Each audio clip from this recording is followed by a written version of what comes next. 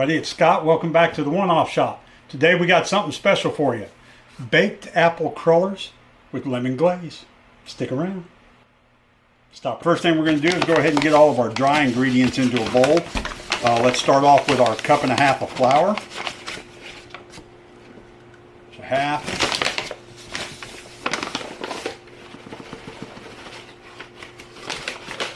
And that's 1.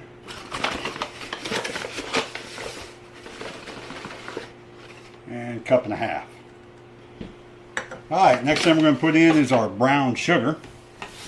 2/3 of a cup. Make sure it's firmly packed when you do it.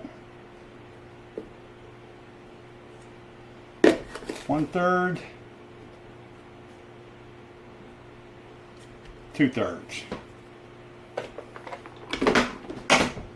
Alright, let's go ahead and get our baking powder in there. We're going to do 2 tablespoons. Excuse me, 2 teaspoons. I want these things to fly away. Alright. 2 teaspoons. There's 1. There's 2. It's always good to spread your baking powder or baking soda, spread it around in the bowl when you put it in. Just helps it get all mixed through there. Alright, so salt. I use salted butter, so we don't do salt. And let's do 2 teaspoons cinnamon. See, that's what it says. Yeah, 2 teaspoons cinnamon. Put that in there. Let's put cinnamon on the grocery list. Just about out. There's 1. There's 2. Alright, let's get, we got some nutmeg and allspice. So we're going to do 1/4 teaspoon of each of those.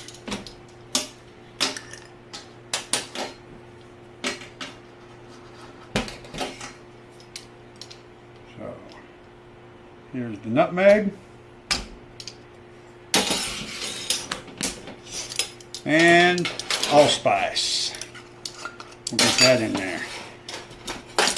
I love allspice.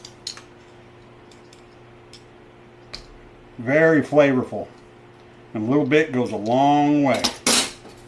Alright, so we got that stuff in there. Let's go ahead and we'll grab us a whisk here. We'll go ahead and start whisking that stuff together, get it mixed up a little bit.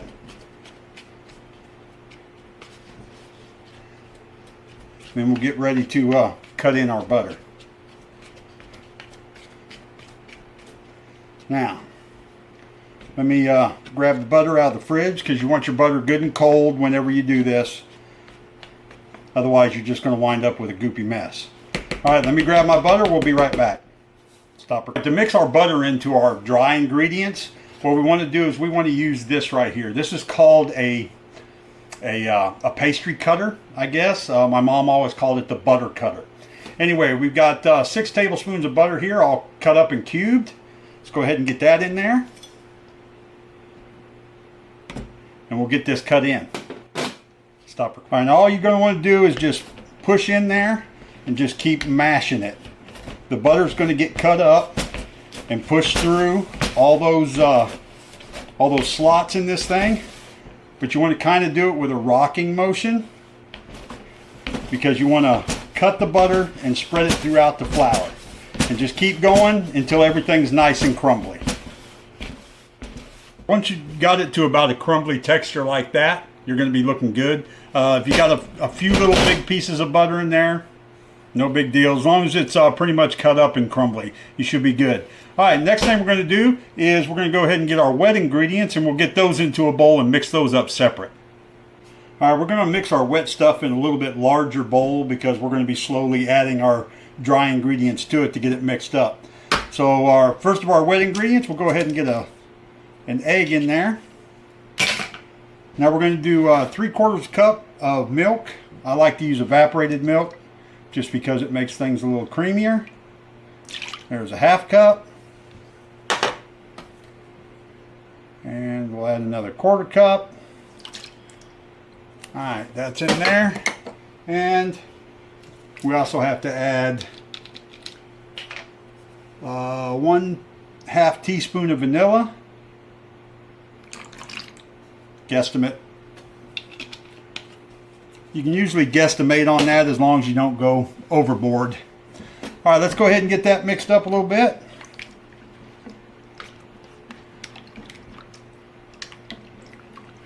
All right, now what you're going to do is you're going to slowly add in your dry ingredients, making sure everything's mixed thoroughly. Keep your sides scraped down and don't let it build up.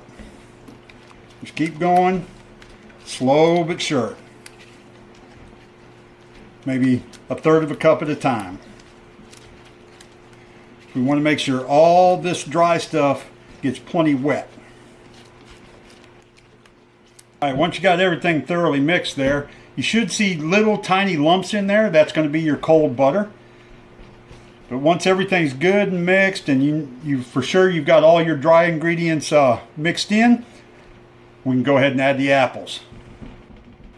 And now that we've got our batter all mixed up, we'll go ahead and add in our apples. It's going to be 1.5 cups of finely chopped.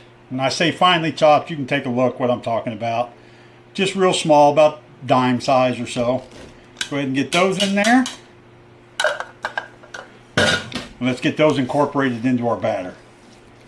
You can see our batter starting to stiffen up a little bit. That's a good thing. That's what we want. That's what's going to make them rise up. That's that baking powder activating in there. Alright, so just keep folding in your apples until they're all completely coated. And make sure you got your oven preheated to 400. That'll be the next step. Alright, we've got our cruller pan out here. Let's go ahead and get it sprayed really well with some Pam. Go one direction, flip it 90 degrees, and then go the other direction. Make sure you get all the sides. Alright, that should be good. So what we'll do now is I'm going to use a 1/3 measuring cup to fill these up. Now you only want to fill these about 3/4 full, because if you go too much, they're going to overflow for sure. So let's go ahead and put a little in each one of these. Let them settle a little bit, and then we'll top them off if we need to. So that's the trick. Just put it a little at a time and then let them settle.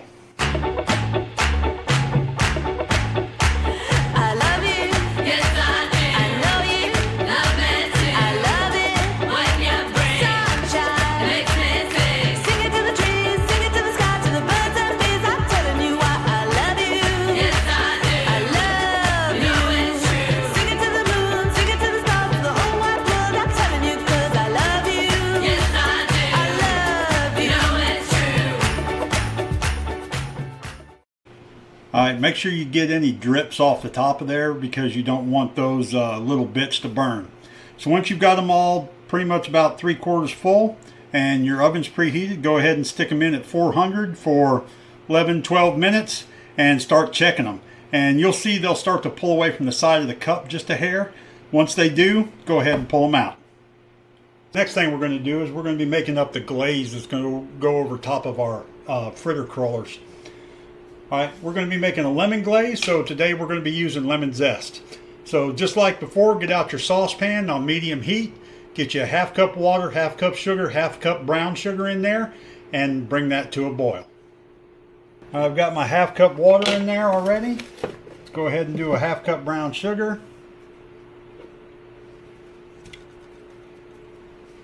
And we'll get our sugar open here.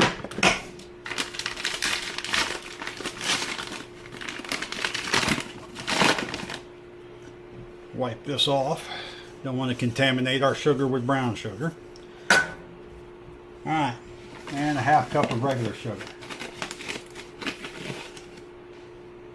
Dump that in. Alright, like I said, get that on medium heat until it comes to a boil. Alright, in your saucepan, once you've got your 1/2 cup water, 1/2 cup sugar, 1/2 cup brown sugar, medium heat, bring it to a boil, and pretty much have to stir it all the time. Make sure it stays mixed. You don't want that sugar crystallizing. Try to wipe the sides a little bit with your whisk.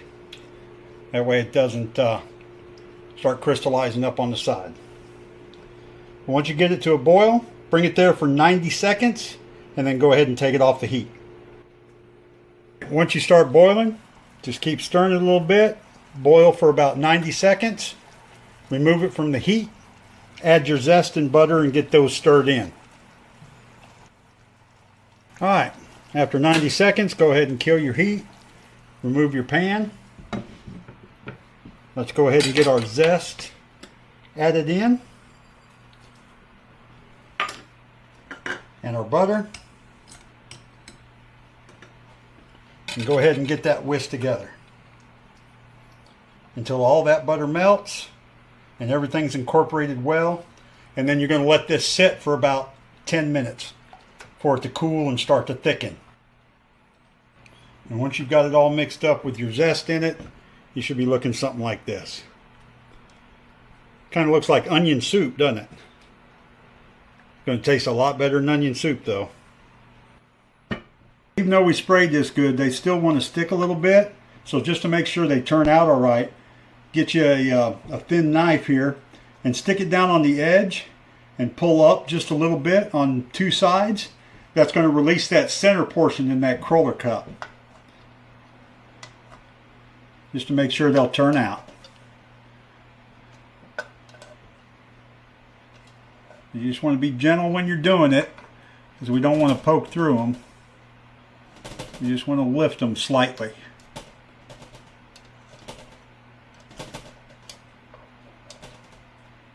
Alright, last one. Alright, let's go ahead and turn these out and we'll see how we look here.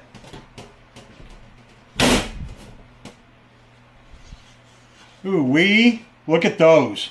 Man, those are pretty. Alright, let me respray my pan. I'll get the other half dozen in the oven. This recipe should make 18 to 24 depending on how full you make them. I probably could have got more out of it if I'd not quite filled these quite so much, but that's okay. 18 is plenty for just me. Stop. Alright, now that we got our other batch of crullers in the oven and we've cleaned up a little bit here, we can turn our attention back to the glaze. So, as you can see, it's starting to thicken up just a little as it's cooling off. So we're going to go ahead and run it through a strainer here so we can get all that zest out, because all we want is just the nice glaze. Scrape that down a little bit. Pick up your sieve and just spin your whisk around in there until all your liquid comes out. And we set that off to the side. And there's our glaze. It's going to start thickening up as it cools. Man, this is going to be good. Alright, stick around. We'll be back when it's ready to plate everything. Alright, we've got all of our crullers out of the oven now. Let's go ahead and get them glazed now that they're cool.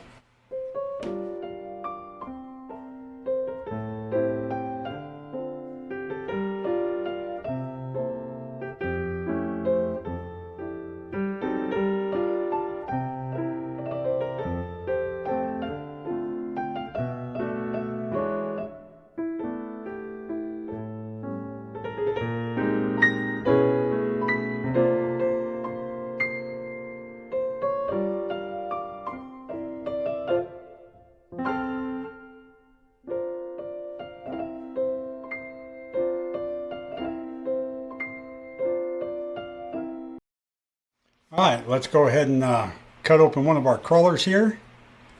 See what we look like on the inside. Oh yeah, see, it's soaked up that glaze nice. That's why I like doing baked apples. Very good. Alright, let's give it a shot. That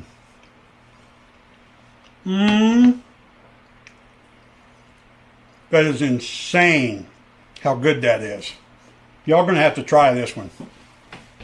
For sure, for sure. If there's any of my recipes that you make this one. It's gonna blow your mind. Alright, that's it for this episode. I do apologize for the late hour that I'm posting today. We had some storms roll through East Texas here. I live close to Tyler. And my power was out for a little bit. So I was delayed some. But as soon as it came back on, I jumped up and got to it. All right, so tune in on Saturday. We're going to be back with another savory dish. We're going to be doing a little twist on breakfast. We're going to be doing a hash brown scramble. But there's going to be some added flavor that you probably won't expect. So tune in on Saturday. Until next time, keep rummaging through the cabinets, keep rummaging through the fridge, and turn those what ifs into a one-off.